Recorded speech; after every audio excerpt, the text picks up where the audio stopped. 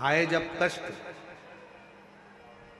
बहुत कष्ट का जीवन चल रहा हो, बहुत कष्ट की जिंदगी चल रही हो, ध्यान लगाना, अगर कष्ट का जीवन चल रहा हो, तकलीफ की जिंदगी चल रही हो, 5-7 सोमवार, या तो 5 सोमवार या 7 सोमवार, हाथ में दुर्वा, मान लो ये तुमने दुर्वा ले ली, हाथ में दुर्वा, एक बेलपत्र, और उसी हाथ में अपने घर का भरा हुआ 1 लोटा जल। पहले रखना है दुर्वा, फिर रखना है बेलपत्र, उसके बाद में हाथ में 1 लोटा जल, और दोनों हाथों का स्पर्श करते हुए जो अपना पूजन का कक्ष होता है घर के अंदर का, उस पूजन कक्ष की साक्षी में खड़े होकर अपने कुल देवता, पितृ देवता और अन्य देवताओं का स्मरण करते हुए, बाबा बहुत दुखी हूँ, बहुत तकलीफ में हूँ, बहुत कष्ट में हूँ, मेरा परिवार आज दुख तकलीफ में है, मेरा परिवार आज कष्ट में है, दुख में है, कष्ट में है। बाबा को अपने मन का भाव कहते हुए, हृदय से प्रार्थना करते हुए, अपने घर के मंदिर से निकलकर फिर उस जल को लेकर शिवालय तक जाओ और दक्षिण की ओर खड़े होकर उत्तर की ओर मुख कर कर जल समर्पित करो। बेलपत्र और दुर्वा दोनों को अशोक सुंदरी वाली जगह पर चढ़ा दीजिए। अशोक सुंदरी की जगह तो सबको मालूम है ना। अशोक सुंदरी वाली जगह पर उस बेलपत्र और दुर्वा को समर्पित कर दो। चढ़ा हुआ थोड़ा सा जल लेकर आओ, घर के दरवाजे पर उसका छींटा दे दो, लेपन कर दो, और बाबा से 5 सोमवार नियम से आप दुर्वा, बेलपत्र और जल का प्रयोग अगर करोगे, 5 सोमवार पूर्ण होंगे, जो तुम्हारा दुख है वो समाप्त जरूर होगा। शिव करुणा जरूर, शिव कृपा जरूर। बस इसमें 3 चीजों का स्मरण रखिएगा। 3 चीजों शिव पुराण कर रही है, इसमें 3 चीजों का स्मरण करिए। पहले नंबर पर दुर्वा, दूसरे नंबर पर बेलपत्र, और तीसरे नंबर पर जब जल चढ़ाकर वापिस आओ तो अपने घर में प्रवेश के पहले देहली पर, चौखट पर भगवान शंकर के अपने घर के द्वार पर शिव का नाम लेकर जल का सिंचन। 3 शिवजी की करुणा का गुणगान करने के लिए 3, जब आप तकलीफ में होते हो तो 3, शंकर को जल चढ़ाने वाला, 1 लोटा जल चढ़ाने वाले के पास 3 को भगवान शिव अवश्य भेजते हैं। दुख को समाप्त करने से पहले 3 को मेरा शंकर आपके दरवाजे पर जरूर भेजता है। पहले नंबर पर मां आद्य शक्ति दुर्गा को आपकी पड़ोसन के रूप में, आपके रिश्तेदार के रूप में, आपके कुटुंबी के रूप में, आपके संबंधियों के रूप में, किसी ना किसी के रूप में आपके पास भेजकर बोलेंगे, क्यों घबराती हो, क्यों चिंता करती हो, क्यों टेंशन लेती हो। मैंने सुना है कथा में, बाबा ने ये बताया था, एक काम कर, 1 बेलपत्र, 1 दुर्वा लेकर जा, बताएगी, आएगी, बैठेगी, सुंदर, उस दिन उसका चेहरा देखोगे आप तो आपको लगेगा ये मेरी पड़ोसन नहीं हो सकती। उसका चेहरा देखोगे तो आपको लगेगा ये मेरी देवरानी नहीं, ये मेरी जेठानी नहीं, ये मेरी ननंद नहीं, ये मेरा रिश्तेदार नहीं। आज इसका चेहरा कुछ और बोल रहा होगा। जब होगी तब कोई तुम्हारे कहेगा, धीरे से, सामने नहीं आएगा तो सुंदर स्वरूप धारण कर कर स्वप्न में आकर कहेगा। ऐसा लगेगा कोई तुम्हें जगा कर कह रहा है कि तू घबराना मती, तू ये कर लेना, समझ। धीरे से, सामने नहीं आएगा तो सुंदर स्वरूप धारण कर कर स्वप्न में आकर कहेगा। ऐसा लगेगा कोई तुम्हें जगा कर कह रहा है कि तू घबराना मती, तू ये कर लेना, समझ लेना मेरे बाबा ने अपनी अर्धांगिनी पार्वती को तुम्हारे पास भेज दिया। मेरे शिव ने अपनी पत्नी को तुम्हारे पास भेज दिया, अपनी अर्धांगिनी को भेज दिया। दूसरे नंबर पर मेरे भोले बाबा, मेरे शंकर मेरे त्रिकालदर्शी, मेरे करुणा सागर, मेरे शंकर। दूसरे नंबर पर अपने गण भृंगी को भेज देते। शिव जी के गण श्रृंगी और भृंगी का कर्म क्या? श्रृंगी शिव से दूर नहीं होता और भृंगी शिव जी की आज्ञा पाकर शंकर के भक्त के पास जाकर बैठता है। शिव जी अपने दूसरे पात्र को भेजते हैं भृंगी को। भृंगी दूसरे नंबर पर जाता है। उसका काम क्या है? भृंगी का कर्म क्या है? तो कहा भृंगी कभी भी सामने अपने प्रतिबिंब से नहीं आता, किसी का स्वरूप धर कर नहीं आता। भृंगी आपके हृदय में आकर भीतर से बोलने का प्रयास करता है। ये काम गलत हो रहा है, इसको रोक ले। तेरा मन से अंदर से बोलने का प्रयास करेगा, एक काम कर, तू वहां चले जा, ऐसा हो सकता है, तू ऐसा कर ले, तू वैसा कर ले। वो बताने का प्रयास करेगा, वो आपको ले जाने का प्रयास करेगा, उस तक ले जाने का प्रयास करेगा कि ये कर्म कर, ये कर्म कर। भृंगी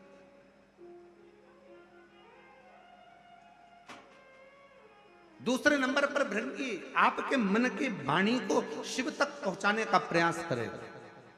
और तीसरे नंबर पर भगवान शंकर अपने भक्त का दुख हरने से पहले तीसरे नंबर पर भेज देते हैं अपने नंदीश्वर को, अपने नंदी गण को। मेरे शिव भेजते हैं। नंदी का काम क्या है? जैसे ही नंदी आता है, कोई व्यक्ति के रूप में, किसी रूप में, किसी फोन के रूप में, किसी कॉल के रूप में, किसी पत्र के रूप में, किसी मैसेज के रूप में, जब नंदी तुम्हारे घर में प्रवेश करता है तब वो तुम्हारे रास्ते को क्लीन कर देता है, रास्ते को साफ कर देता है, उसको मार्ग को प्रशस्त कर देता है। आप दिल से उससे कहो, जहां तार ना जुड़े। कोई कई जगह कहे ना, अभी हमने कहा कि हमारे बच्चे कहे यहाँ पर सिग्नल मिल रहा है, कोई कहे वहां सिग्नल मिल रहा है। अगर सारी दुनिया से हार गए तो फिर एक जगह पर जाकर सिग्नल मिलाना। एक बार शिव महापुराण की कथा में पहुंचकर बाबा देवाधिदेव महादेव से अपने मन की बात कहकर कभी योग बन जाए तो उस कथा में आसन बिछाकर जमीन पर अपना आसन डालकर ये नहीं सोचना कि मैं वीआईपी कितनी हूं, मुझे कहां बैठना चाहिए, कहां रहना चाहिए। एक बार उस पवित्र प्रांगण में जहां बाबा की कथा हो रही हो, जहां बाबा कुबेर भंडारी का आनंदमय कथा कर तत्व ग्रहण करने को मिल जाए, वहीं पर रात्रि विश्राम कर कर बाबा से अपने दिल की बात कहकर अपने मन की बात जरूर कहना। ये निश्चित है मेरे बाबा से तुम्हारा सिग्नल जरूर मिलेगा और शिव आपकी बात को स्वीकार जरूर, शिव सुनेगा। 5 चीजें शंकर भगवान को चढ़ती है: जल, दूध, दही, शहद, घी, शक्कर, पंचामृत की वस्तु। पांचों हमारे जीवन को सार्थक करने वाले। दूध भक्ति का प्रतिबिंब है।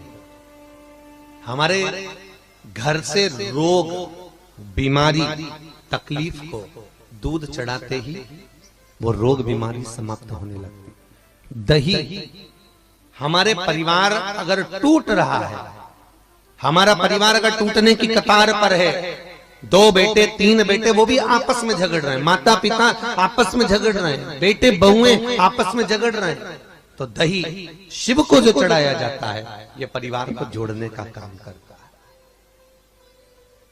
शहद, ये व्यक्ति के जीवन को, समृद्धि को बढ़ाने का प्रयास करता है। घृत, घी, हमारे घर में किसी की चिड़चिड़ वृत्ति हो तो उसको समाप्त करने का कार्य करता है। शक्कर, मिष्ठान, ये हमारे शंकर को इसलिए चढ़ाया जाता है कि हे भोलेनाथ, हमारी जिंदगी में ना जाने कितनी रुकावटें आई हैं, पर मिष्ठान की तरह वो जीवन हमारा सार्थक होता चले जाए। 5 चीजें शिव को समर्पित होती। पंचामृत,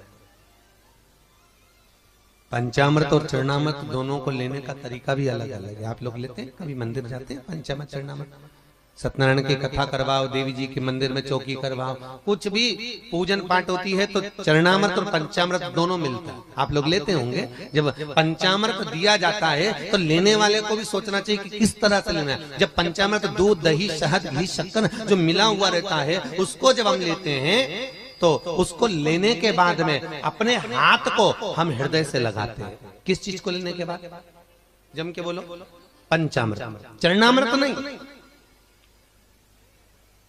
पंचामृत लेने के बाद हाथ को हम हृदय से लगाते हैं। और चरणामृत अर्थात किसी मंदिर में गए, तुलसी जी पड़ी हुई है जल के अंदर और वो पंचपात्र में जल जो रखा हुआ है वो चरणामृत है। उस चरणामृत को जब हम लेते हैं तो उस जल को लेने के बाद में हम अपने हाथ को हृदय से नहीं लगाकर अपने मस्तक से लगाते हैं। उसका कारण क्या है? उसका केवल एक कारण है कि पंचामृत लेने के बाद हमने जो हाथ को हृदय से लगाया उसका कारण केवल इतना सा है कि भगवान के स्नान की झांकी का दर्शन हमारे हृदय में बैठ जाए। और चरणामृत लेने के बाद जो हमने हाथ को सिर पर लगाया उसका कारण केवल इतना सा है कि भगवान के चरणारविंद का जल जब हमारे मस्तक पर चढ़ेगा तो हम जैसे पापियों का भी उद्धार अपने आप हो जाएगा। दोनों को लेने का तरीका। और प्रसाद, कई लोग क्या करते हैं, प्रसाद लेने के बाद हाथ सिर पे रखते हैं। नहीं नहीं नहीं, गलत। बहुत ध्यान देना साहब, बहुत सी चीजें हम अपनी जिंदगी में बहुत गलत करते हैं और फिर भगवान से ये विचार करते हैं कि भगवान हमारा कल्याण क्यों नहीं कर रहा, क्योंकि हम गलत कर रहे हैं, हम गलत धारण कर रहे हैं। वो एक व्रत होता है ना, माताएं करती है संतोषी माता का, उसमें क्या नहीं खाते हैं? जम के बोलो, खटाई नहीं खाते। अच्छा ईमानदारी से बोलो, तुम 16 सोमवार शुक्रवार करे तुमने संतोषी माता के, तुमने 10 शुक्रवार करे संतोषी माता के, और संतोशि माता ने तुम्हारी नहीं सुनी तो तुम जगत में कहोगी बताओ माता जी के हमने तो व्रत करे और माता जी ने हमारी नहीं सुनी। पर तुमने व्रत करे तो करे कैसे? तुमने धारण तो करा कि शुक्रवार को खट्टा नहीं खाना है, पर संतोषी माता के व्रत को तुमने अच्छे से धारण नहीं करा। तुमने उसमें पढ़ा कि खट्टा मत खाओ, पर संतोषी माता के व्रत को अगर अच्छे से धारण करोगी, गणेश जी की बेटी है संतोषी, और संतोषी के व्रत को अगर तुम अच्छे से धारण करोगी तो सबसे पहला प्रसंग आता है कि खट्टा मत खाओ, और साथ में यह भी याद रखो कि खट्टा मत बोलो। अब मालूम पड़े शुक्रवार का व्रत रख लिया, खट्टा नहीं खाऊंगी, खट्टा नहीं खाऊंगी, और सबसे झगड़ा करती फिर रही, जरा जरा सी बात में लड़ रही, जरा जरा सी बात में खट्टा बोल रही, तो व्रत लगेगा? अरे बोलो तो जी जियो, अरे बोलो अच्छे से, लगेगा? व्रत का फल मिलेगा? नहीं। और जगत में कह रही मैंने तो व्रत भी करे पर फायदा नहीं हो रहा, मैंने तो व्रत भी करे कोई लाभ नहीं हो रहा। तो भगवान भी बोले लाभ कहां से होगा? खट्टा खाया नहीं पर खट्टा बोला तो, और खट्टा अगर बोल दिया तो लाभ क्या होगा? उसका पाप भाव। अब शंकर जी की बात लेके, शंकर जी के मंदिर में गई, वहीं का लोटा, वहीं का पानी, वहीं का महादेव उठा उठा के चढ़ा रही है, तो तेरे को कोई फायदा होगा? अरे बोलो तो जरा जम के। लोटा बेचारा वो कलश किसी दूसरे का, पानी किसी दूसरे ने भर के रखा बाल्टी में, तो कहोगे महाराज जी वो चढ़ाने के लिए तो रखा था तो दूसरे का, मेहनत किसी दूसरे ने करी, बिजली चालू करके लाइट वाले के बिल बनाकर उसने पानी भरा, दूसरे का पानी, दूसरे का कलश, और तुम बड़े प्रेम से उठा के चढ़ा दोगी तो तुम्हें कोई फायदा मिलेगा? कई कई माता बड़ी चतुर होती है, कोई पीपल का पेड़ का पूजन हो, कोई आंवले का पूजन हो, कोई बड़गद का पूजन हो, किसी भी देवी देवता का पूजन करने थाली लगी लगाई मिल जाए, किसी की लगी लगाई थाली मिल गई, रोली कोकू हल्दी मोहंदी सब रखा, सब और सब उठा उठा के सब चढ़ाया, और बेचारी जिसकी थाली थी थोड़ी देर बाद वो आई तो आके देखा तो सब गायब हो गए, सब। और पूछ भी रही क्यों यहाँ सामान रखा था वो कहां गया? तो कि वो इकाई थी लीलाबाई, सब चढ़ा के चली, सब चढ़ा। लाभ किसको हुआ? बोलो जम के। जिसने चढ़ाया उसको कि जिसकी थी उसको? अच्छा जम के बोलो जरा, यहां तक आवाज आना चाहिए। जिसकी थी उसको लाभ। शमी की जो पत्ती होती है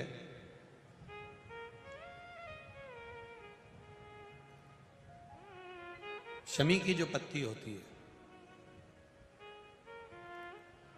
एक पत्ती में जितनी पत्तियां लगी होती हैं और एक पत्ती के अंदर, जरा ध्यान देंगे, जैसे इस पत्ती में ढेर सारी पत्तियां लगी हुई है, उस पत्ती में से भी एक पत्ती तोड़ोगे और एक पत्ती तोड़ने पर उस पत्ती को भी अगर गिनोगे तो उसमें बहुत सारी पत्तियां होती हैं।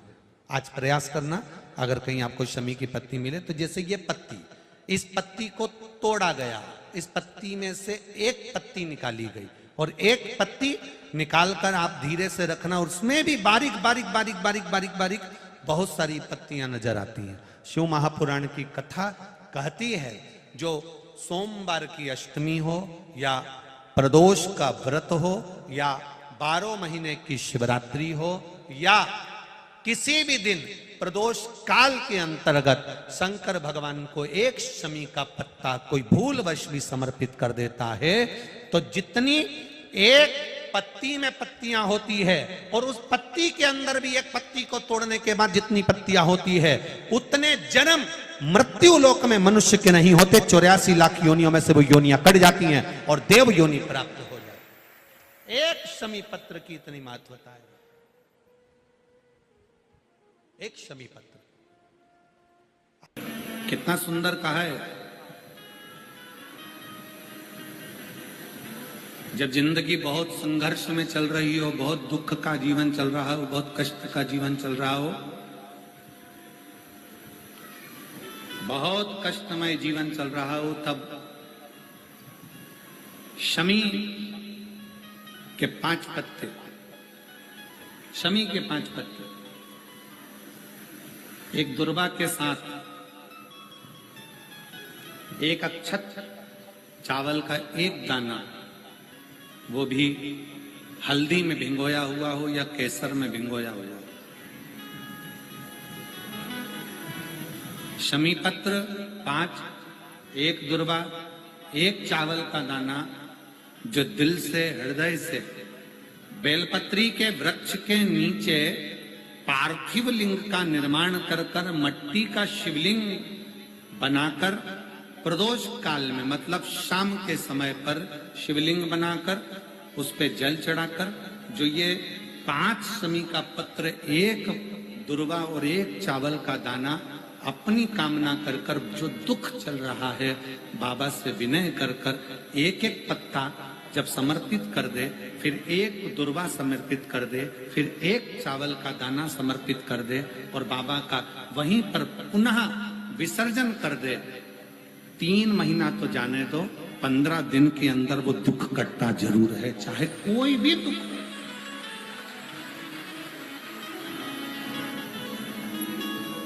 कोई भी दुख क्यों, किसी भी तरह का दुख क्यों। और ये शंकर की आराधना, शंकर की पूजन। एक बहन बैठी है यहाँ, कई लोग कहते हैं अगर हमारे घर में शिवलिंग नहीं है, शंकर का अगर शिवलिंग नहीं है, तो फिर हम शंकर की आराधना कैसे करें। हम आपसे एक बात कहना चाहेंगे, अपने घर में एक छोटा शिवलिंग होना चाहिए, होना चाहिए। और मान लो नहीं है, आपके परिवार के लोग नहीं राजी हो रहे, आपके घर के लोग नहीं राजी हो रहे, आपके परिवार के लोग राजी नहीं हो रहे हैं, तो फिर क्या करोगे। तो कहा शिव महापुराण में सुंदर आनंद के साथ विद्धेश्वर संहिता में कहा कि शिवलिंग नहीं होने पर जब आप मंदिर में दिया लगाते हो, मंदिर में जब दीप लगाते हो, मंदिर में जब दिया जलाते हो, प्रज्वलित करते हो, मंदिर में जब दीप लगाओ तो दीप की जो ज्योति होती है वो भी शिवलिंग की आकृति की होती है। तब उस समय पर ज्योतिर्लिंग का स्मरण करो और अपना कार्य सफल करो। अगर शिवलिंग गला पकड़ रहा है, अगर शिवलिंग मान लो शंकर का शिवलिंग हमारे पास में नहीं है, शंकर का शिवलिंग हमारे पास में नहीं है, तो ज्योतिर्लिपि रिंग की भी आप आकृति कर बनाकर उसकी पूजन कर सकते। ज्योतिर्लिंग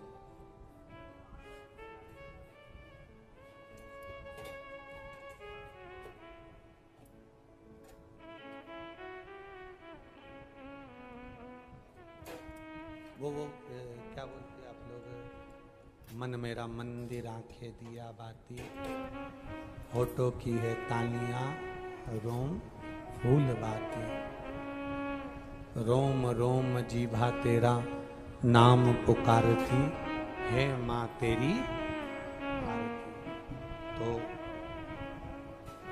जिस दीप को आप प्रज्वलित करते हो, जिस दिए को आप जलाते हो, जिस दीप को आप प्रज्वलित करते हो, उस दिए की जो बाती में जो अग्नि रहती है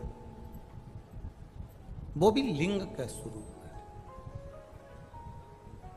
वो भी लिंग का स्वरूप है। इसको हमारे यहां ज्योतिर्लिंग कहा गया, ज्योतिर्लिंग नहीं, ज्योतिर्लिंग कहा गया।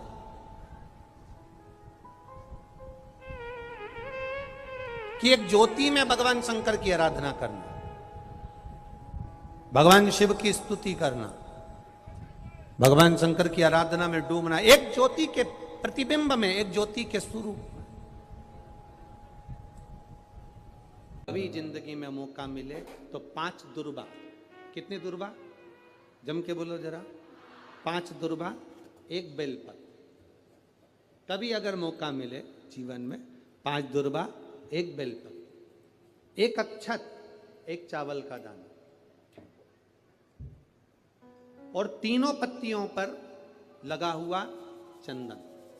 बेलपत्र की जो 3 पत्ती होती है, इन तीनों पर लगा हुआ चंदन, दुर्बा, बेलपत्र, चावल का 1 दाना मध्य पत्ती पर रखकर, जब भी आप अपने हृदय से कोई सरकारी गतिविधियों में कहीं फंस गए हो, सरकारी कोई केस चल रहा है, कोई सरकारी चीजों में अगर तकलीफें आ रही है, तो शिव का नाम लेकर आप अपना कर्म जरूर करना, मेहनत जरूर करना, कर्म के साथ में शंकर पर विश्वास रखकर 1 अक्षत का दाना, 1 बेलपत्र, 5 दुर्बा हाथ में लेकर शिव का स्मरण कर कर श्री शिवाय नमस्तुभ्यम कहकर, अगर श्री शिवाय नमस्तुभ्यम भी नहीं कह सकते, पंचाक्षर मंत्र नमः शिवाय, षडाक्षर मंत्र ओम नमः शिवाय, या फिर श्री शिवाय नमस्तुभ्यम बोलकर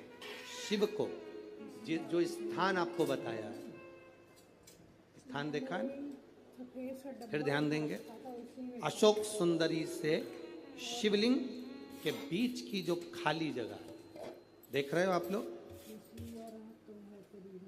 एलईडीओं पर ध्यान देना, एलईडी और अपने अपने मोबाइल पर अगर आप कथा सुन रहे हो, या यहाँ पंडाल में कथा सुन रहे हो, या आस्था चैनल पर सुन रहे हो, तो वहाँ शिवलिंग, अशोक सुंदरी का स्थान, बीच में जो खाली जगह है, इस खाली जगह पर बेलपत्री और दुर्बा का जो पीछे का भाग है, वो पीछे का भाग अशोक सुंदर की ओर होना चाहिए, अशोक सुंदर की ओर उसका भाग हो जाए, और पत्ती को इस तरह से शिवलिंग और जो खाली जगह है उसके मध्य में रखकर, कोई सरकारी चीज के लिए, कोई प्रशासनिक चीज के लिए, कोई केस के लिए, कोई कानूनी कार्यवाही के लिए, कोई तकलीफ में घिरे हुए हो, तो उस स्थान पर ये बेलपत्र केवल 1 बार चढ़ाकर बाबा से विनती करना, बाबा उसको स्वीकार जरूर करेगा, कार्य सफल जरूर करेगा।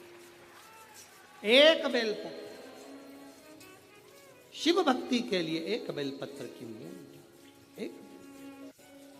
एक बेलपत्र जिसकी डंडी का भाग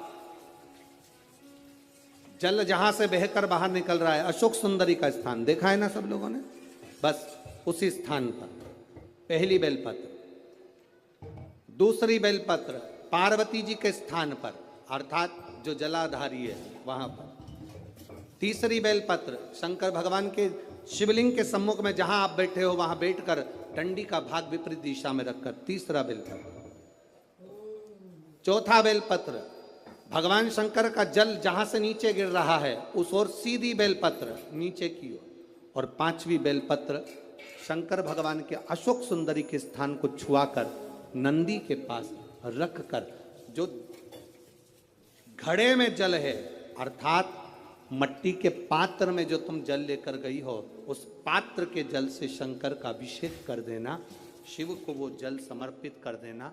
जिंदगी में कैसा भी दुख हो वो कटता ही है, वो दुख रह नहीं सकता, ये निश्चित।